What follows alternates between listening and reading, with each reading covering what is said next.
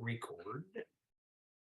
Awesome. Well, welcome everybody, and thanks for jumping on today. My name is Mike Condon. I am the Vice President of Franchise Development here at HomeWell, and I am excited today to be joined by one of our owners. I believe just had their ribbon cutting this week, Jonathan Davis, and Jonathan is out of the St. Louis area, and just excited to have a great conversation with him. He has been fantastic. He had his first conference event last week, so we'll get into that a little bit and get an understanding of your perspective, because we haven't had a chance to catch up since then. But if you don't mind starting a little bit, Jonathan, tell us a little bit about your background and kind of what led you to HomeWell. Sure, Mike. Yeah, it's been an exciting week with conference last week and then the ribbon cutting. That's for sure. So my background, I'm born and raised in St. Louis. I got a degree here at Maryville University in 2008 in business. And in 2010, I got a job offer to move to California and take up a marketing job, and I did. And I actually lived in California for the following 9 years. While I was there, I met my wife. We had our 2 children. We got married there. We had 2 children there. And then in 2019, we made the decision we wanted to raise our children in St. Louis. My family's all close together, and just the life we can give our kids in St. Louis. We're like, that's where we want to be. So we came back, and my career up to that point was mainly marketing. Past 20 years, my jobs have been marketing, some sales, but mainly marketing. And then I was about 5 minutes away from my grandma in early 2022, and her health started to decline unexpectedly and quite rapidly. And I'd go hang out with her. I'd go over there. It started out with just a cup of coffee to be there with grandma and help her with small things around the house, or we'd go for a walk. And as her health declined, I started helping even more. I took over her budget for her and helped with, running her on some errands. And the next thing you know, she got diabetes, so she had to take insulin. So I wrote up instructions for her on how to administer insulin. And I genuinely loved it. I just loved spending time with my grandma. She was an extremely wise lady, which I wished that I would have soaked up more of her wisdom over the years. As I'm sitting there hanging out with her, I'm like, gosh darn it, Grandma, I did not know you read so many books and you had so much knowledge to bestow upon me. This is unbelievable. So I loved just spending time with her and helping her. But then on the health side, my mom, nearly in tears one day, is like thanking me because she gets peace of mind knowing that I'm there with grandma. And it was just, I saw the impact me being there was having, not just on my grandma, but on my mom and the rest of our family, just giving them peace of mind, knowing that I'm right up the road. I can stop by and help her out as needed. And so we ended up losing her last spring. And after she passed away, that was about the time that I was thinking of making a career change. And I have a friend of mine. He's a mentor. I've known him since 2010. His name's James Schrag. He's an awesome dude. And he works for Entrepreneur Source, which is one of HomeWell's partners. And James and I were talking, and he helped me kind of discover what are my passions and my skills, and kind of take a step back and look at my life and my career. And it's a fantastic experience to do regardless. It's free too. And then after going through that process, I agreed, yeah, let's look at some franchises I'll explore that. And one of the first ones I saw was HomeWell. And I was like, all right, James, I was just doing that. How do I look at this one? There's something here. This is like a sign maybe, but let's do some digging. And so James introduced me to your team, and I got to meet they start you out with 3 or 4 other franchisees you get to call and talk through about their experience and how they got to be in the industry. After those 3 or 4, I asked for more. I talked to like 7 or 8 in the beginning, but all of them are like, they've all got that heart. They all have that reason that they love this. They love helping people for a living. And it was consistent. They all said, hey, there are challenges, number one, but it is rewarding. Just as you think it is, it really is. You're literally helping people for a living. And so after doing those validation calls and then keeping my wife up to speed the whole time, here's what I'm learning. Here's the way the numbers work. It makes sense. I can support the family. And this is my calling here. Let's do this. And I had her full support. And so that's how I came to be a franchise. Yeah. Franchisee. I think it's interesting you hit on it. A lot of people, when they come to us, one of the reasons they come to us is either they've had a personal experience, i.e. with your grandma. They have friends or relatives that this is something they've been exposed to and say, wow, we can help a lot of people. And then they start looking under the hood and they say, wow, this is a really good business opportunity.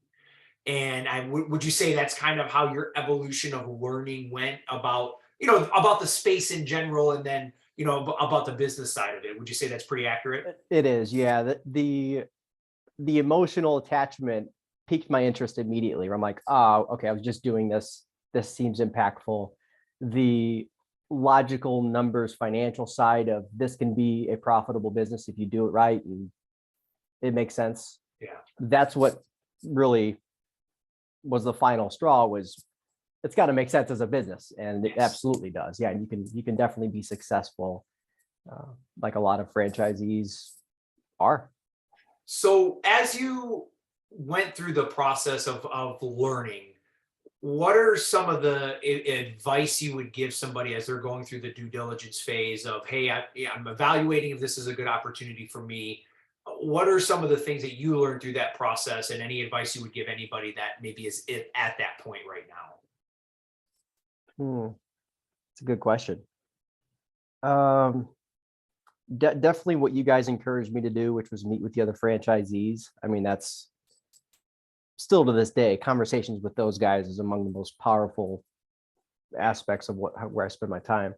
But also, I think meeting with other local home care or even home health or hospice companies, because in our non-medical home care world, we partner with home health and hospice.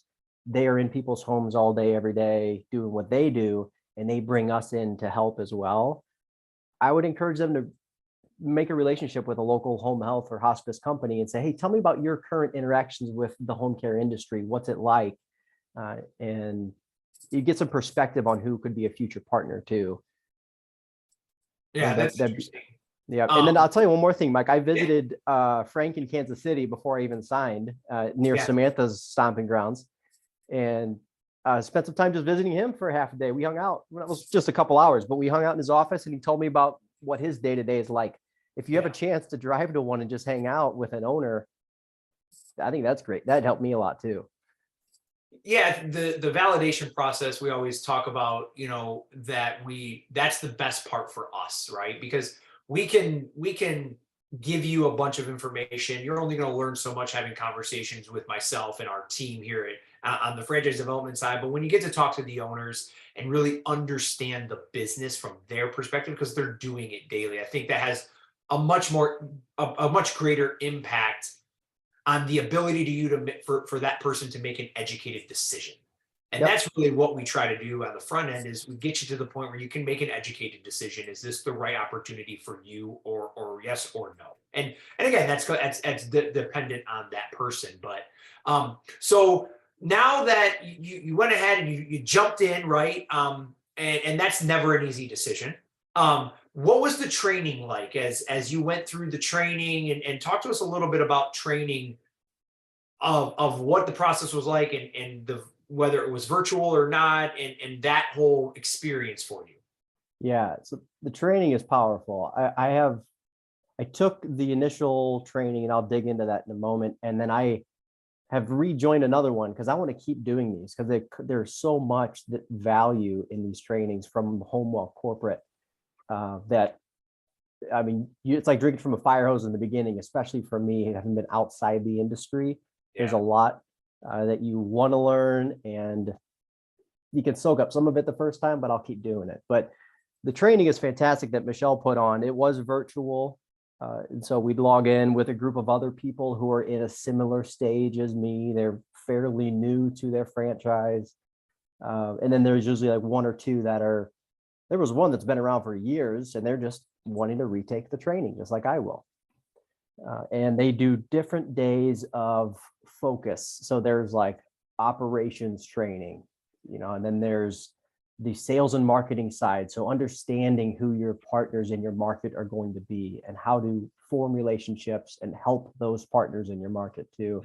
And so then there's recruiting, how to find and retain good caregivers, which is a very important facet for this business. Yeah. And so breaking it down in different days was awesome, because you do a chunk of training, and then you get to go knock out some work, and then you get one more additional day. And so the format is fantastic, and Michelle's really good, so knowledgeable, and it's not formal at all. I mean, she's going through, here the slides and the topics, and she's engaging with you. But whenever we wanted, we chime in and ask questions. Hey, what about this? And she's flexible and adaptive too. So it's a fantastic training program. So you came in with no healthcare background. So none at all. was, Yeah. Outside of you, taking care of grandma, right? That was your extensive medical background training. Do you feel you were prepared when you opened your doors to execute the business model as best as you can? Obviously, you're always learning, right? I think can go without saying with any business, but without you having that medical background, do you feel you were prepared enough to be successful when you opened your doors day one? I do. Yeah. I do. Yep. So I hired, and you'll learn this if you work with other franchisees, and I know some will watch this video. Everybody starts with kind of a different combination of support team.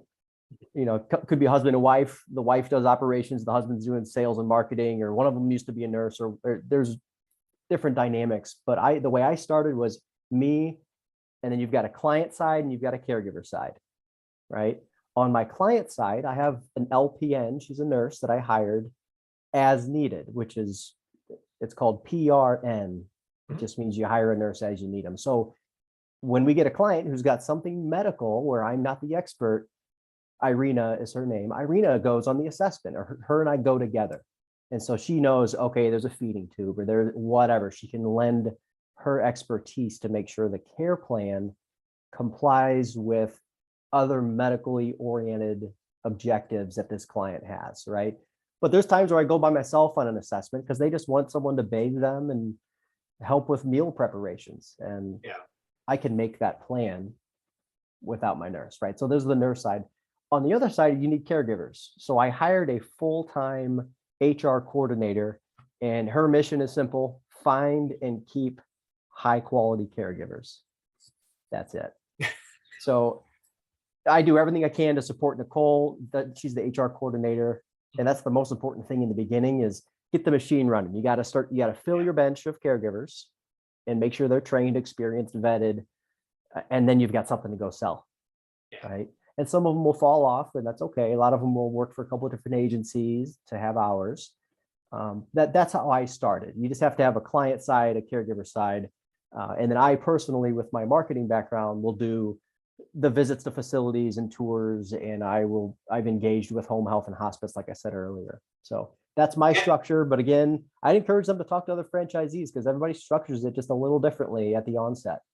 Yeah, I think that's the nice thing about when you walk into this is, from a franchisor side, we're not rigid enough to say you need to do it this way. This is how everybody does it. I think this business model lends itself to, you have to be flexible, because everybody's skill set is a little bit different when they walk in. And to your point, you know what you're good at, and you know maybe where you need help. And I give you, not a lot of people probably would admit that. So congrats on that one. But it lends to, this business model. You can't do it alone.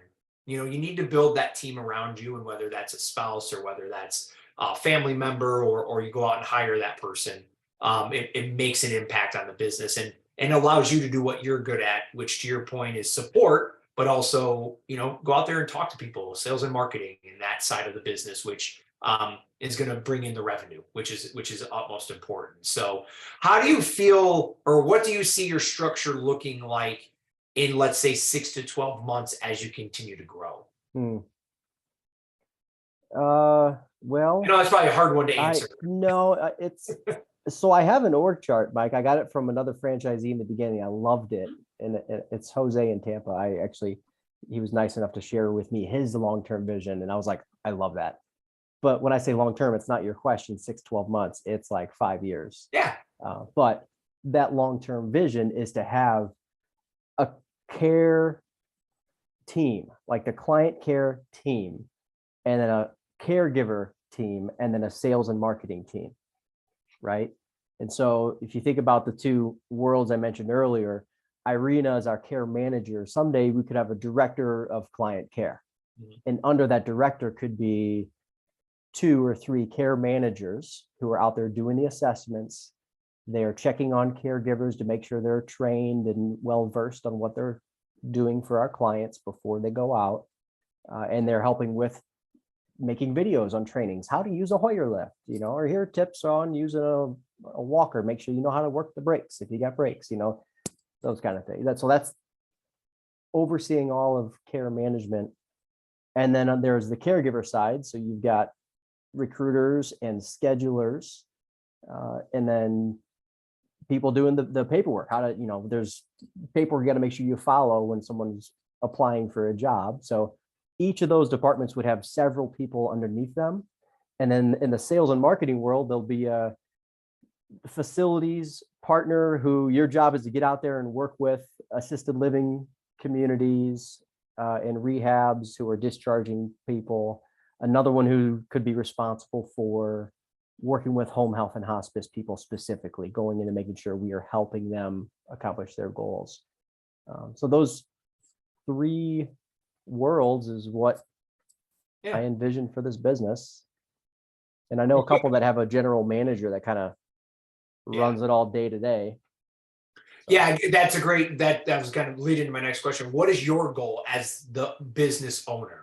Right? Like, I know right now you're doing a lot as a lot of our owners do in the beginning, because again, it's capital, it's people, you want to make sure it gets off the ground right. But what is your, in 5 years, what does your role look like to you in that time frame? I want to build the machine and let it run. That's what I want. I want the care management team is running that machine, the caregiver side is running that machine, and sales and marketing team is running that machine. Those 3 are just kind of running together but independently without me, so I could walk away and go take my wife to Europe if I want to someday, right? She would appreciate that. Absolutely. But at the heart of what we do is my employees, though. I have the mindset of, if I find good people and I put their well-being in front of everything else, they're going to work hard. They're going to help succeed. We're going to be a team. So the most important part in my mind is creating a culture where all of my employees their well-being needs to be addressed before we talk about any other projects. Like, every time I meet with Nicole, I won't let her talk business. She knows I need to know, how are you doing? And so we talk about that first, and I see it. She turns around and goes and works her butt off, right? She loves working here because she knows I care first and foremost.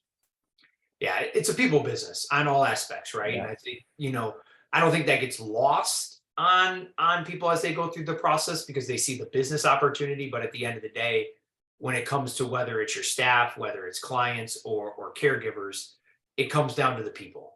And our most successful owners have that in mind. It is a people business. So last, just to kind of put a bow on it, as you've opened now and you're running day to day, what would your advice to be to somebody who is making the leap or are right on the fence of making the leap? What is your advice to them to kind of help put into perspective what this business has done for you? Oh boy. I would say on the emotional side, if you're like me, where you had an experience where you helped somebody, or you have that drive to help people for a living, that fulfillment is real. Like that, I'm living that now. I go into a client's home and the family's very concerned because health has drastically changed for somebody. And you're literally helping these people. You're creating a plan to give the family peace of mind, and the person who's getting care smiles and trusts you and knows that you're here to help. Like that, when I'm in a client's home and we're just talking about how we can help with one of our caregivers, that fulfillment piece is as great as I imagined it would be. So it really is there. On the logical business side, there are challenges no matter what business you open, you're going to have challenges. I mean, we had like internet and phone challenges, unexpected. We had a couple payroll glitches in the system in the beginning, stuff. No matter what business you're in, you're going to have curveballs thrown at you. So it is a skill to practice, to accept what's not in your control. So something happens and you realize this is beyond my control. What can I focus on? I was telling Nicole in the first few weeks, because the internet and all that stuff, and I'm like, we're getting really good at accepting that we can't control that and focusing on what we can control, right? And so, and we kind of talked through, like, that's a skill, because you're not always good at that, right? It's something you have to deliberately practice. And so, then run the numbers, make sure that you know how much you want to invest and how fast you're wanting to grow. And absolutely meet with other franchisees. I mean, I'll tell you, Mike, I was intrigued by HomeWell when I talked to the corporate team, because they walked me through all these cool things you guys do, which is fantastic. When I talked to the franchisees, that's what really sold it for me. I was like, okay, this is it. This is it. And still, I have guys on my phone that I talk to at least 1 or 2 every week. We're calling each other. Hey, have you ran into this before? Yeah, I have. Here's how I handle that. And a guy who's been around for like 3 or 4 years just called me the other day, because I was talking about my interactions with a rehab center. He's like, hey, how did you do that rehab thing? We were talking at conference. So they're already asking me questions. It's just a fantastic network of franchisees who love to help each other. So it's a good spot. Yeah, I think, again, we talk a lot about you talked a lot about culture of your team, right? On our side too, we look at the culture that we love to build with our owners that we bring in, and it's something that's on top of all of our minds as we do award franchises. It's not a selling process. It's definitely a two-way street. And, we have been blessed to bring in great owners over the years, and you being a part of that. And I just want to say thank you for taking the time out of your day to help educate everybody out there on HomeWell, and giving your personal perspective on things and sharing those stories. And, I can't wait till we get to conference next year, and you're absolutely just blowing it out of the water. And, we'll get out on the trail and do some more running and have a little more fun together. And, but I wish you all the best, Jonathan. Thank you so much for jumping on today. And guys, if you have questions out there, please follow up with your development director. We will be happy to answer those. Again, I think talking with franchise owners is going to give you the best perspective. So I'll encourage everybody out there to continue through the process to at least get to that point, to help educate you on the opportunity here at HomeWell. So with that, thank you everybody for jumping on today. And I wish everybody a happy rest of their Friday. Thanks again, Jonathan. Bye, Jonathan. Thanks. See you guys. Thank you. Thank you, guys.